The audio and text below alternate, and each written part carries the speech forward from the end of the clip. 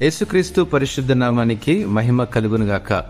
ఏదో ఒక రోజు మనం అర్థం చేసుకుంటాం అనే అంశాన్ని అనుదిన వాహినిలో నేడు మనం అధ్యయనం చేద్దాం. యోహాను సువార్త 13వ అధ్యాయం 7వ వచనం ప్రకారము, అందుకు యేసు, నేను చేయుచున్నది ఇప్పుడు నీకు తెలియదు గాని ఇక మీదట తెలుసుకుందువని అతనితో చెప్పగా.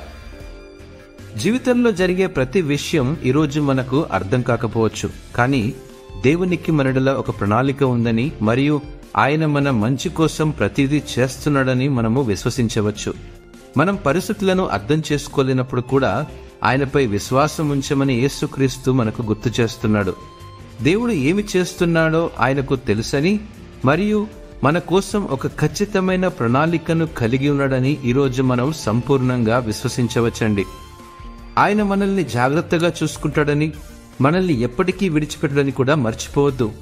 దేవుడు ఎల్లప్పుడూ ఒక నిర్దిష్టమైన నియంత్రణ కలిగి ఉండడానికి, ఆయన మనల్ని ఎప్పటికీ విడిచిపెట్టడని గ్రహించినప్పుడు మనం గొప్ప ఆదరణ పొందవచ్చు.